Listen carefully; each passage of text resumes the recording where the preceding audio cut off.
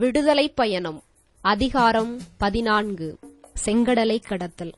ஆண்டவர் மோசேயிடம், இஸ்ரேல் மக்கள் திரும்பிச் சென்று மிக்தோலுக்கும் பாகால் செபோனின் அருகிலுள்ள கடலுக்கும் இடையே அமைந்த பிககிரோத்துக்கு எதிரே கடல் அருகில் பாளையம் இறங்கும்படி அவர்களிடம் சொல். பார்வோன் இஸ்ரேல் மக்களை குறித்து பாலை நிலம் குறுக்கிட்டதால் அவர்கள் இன்னும் நாட்டிற்குள்ளேயே அலைந்து கொண்டிருப்பார்கள் என்று கருதுவான். பார்வோனின் மனத்தை நான் இறுகிப் போகச் செய்வேன். அவனும் அவர்களை துரத்திக் கொண்டே வருவான். அப்போது பார்வோனையும் அவன் படைகளையும் வென்று நான் மாட்சியுறுவேன். நானே ஆண்டவர் என எகிப்தியரும் உணர்ந்து கொள்வர் என்று கூறினார். அவர்களும் அவ்வாறே செயல்பட்டனர். மக்கள் ஓடிப்போய்விட்டார்கள் என எகிப்திய மன்னனுக்கு அறிவிக்கப்பட்ட போது பார்வோனின் மனமும் அவன் அலுவலர் மனமும் இம்மக்களை பொறுத்தமட்டில் மாற்றம் கண்டது. நாம் இப்படிச் செய்துவிட்டோமே, நமக்கு ஊழியம் செய்த இஸ்ரேலரை ஏன்தான் அனுப்பிவிட்டோம் என்று அவர்கள் பேசிக் கொண்டனர். எனவே அவன் தன் தேரை பூட்டி தன் ஆள்களையும் கூட்டிக் கொண்டு கிளம்பினான்.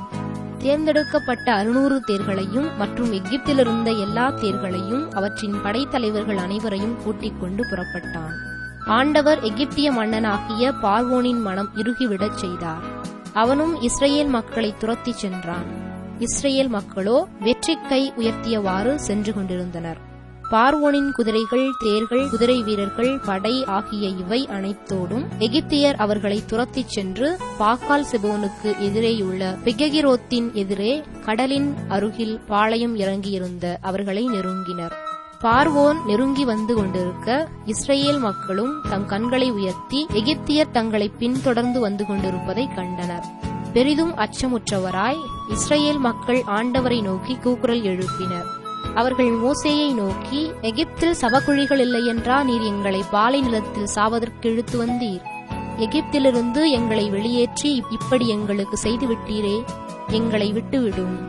நாங்கள் எகிப்தியர்களுக்கு ஊழியம் செய்வோம் என்பதுதானே எகிப்தில் நாங்கள் உம்மிடம் கூறிய வார்த்தை.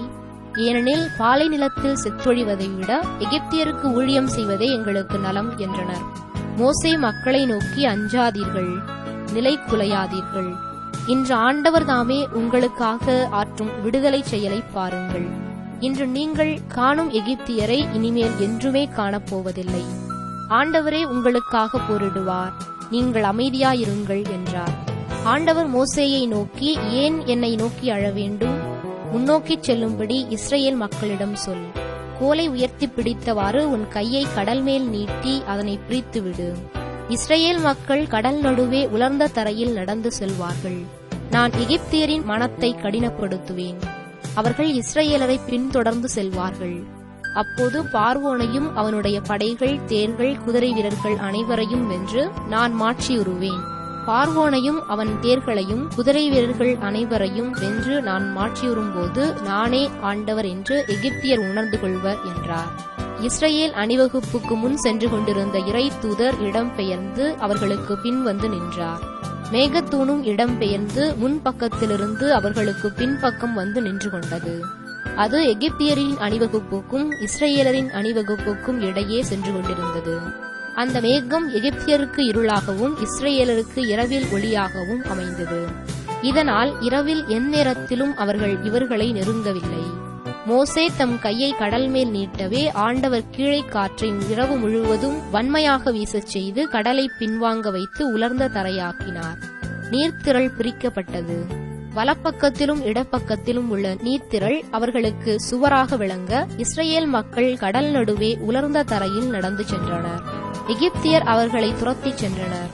பார்வோனின் குதிரைகள், தேர்கள், குதிரை வீரர்கள் அனைவரும் அவர்களுக்கு பின்னால் நடுக்கடல் வரை சென்றனர். பொழுது புலரும் முன் நெருப்பும் மேகமுமான தூணிலிருந்து ஆண்டவர் எகிப்தியரின் அணிவகுப்புகளை பார்த்து அந்த எகிப்திய அணிவகுப்புகளை நிலைகுலையச் செய்தார். அவர்களுடைய தேர்களின் சக்கரங்களை அவர் புதைந்து போகச் செய்ததால் தேரோட்டுவது அவர்களுக்கு கடினமாயிற்று.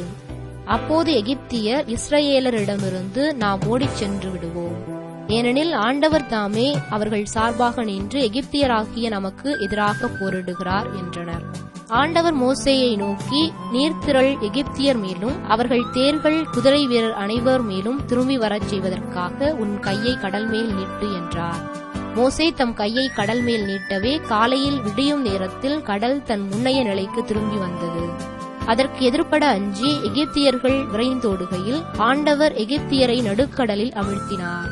திரும்பி வந்த நீர்த்திரள் தேர்கள், குதிரை வீரர்கள் மற்றும் கடலுக்குள் துரத்திச் சென்ற பார்வோனின் படைகள் அனைவரையும் மூடிக்கொண்டது. அவர்களில் ஒருவன் கூட தப்பவில்லை. ஆனால் இஸ்ரேல் மக்கள் கடலின் உலர்ந்த தரையில் நடந்து சென்றனர்.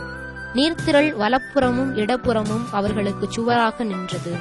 இவ்வாறு ஆண்டவர் அந்நாளில் எகிப்தியர் பிடியினின்று இஸ்ரேலருக்கு விடுதலை அளித்தார். கடற்கரையில் எகிப்தியர் செத்து கிடப்பதை இஸ்ரேலர் கண்டனர்.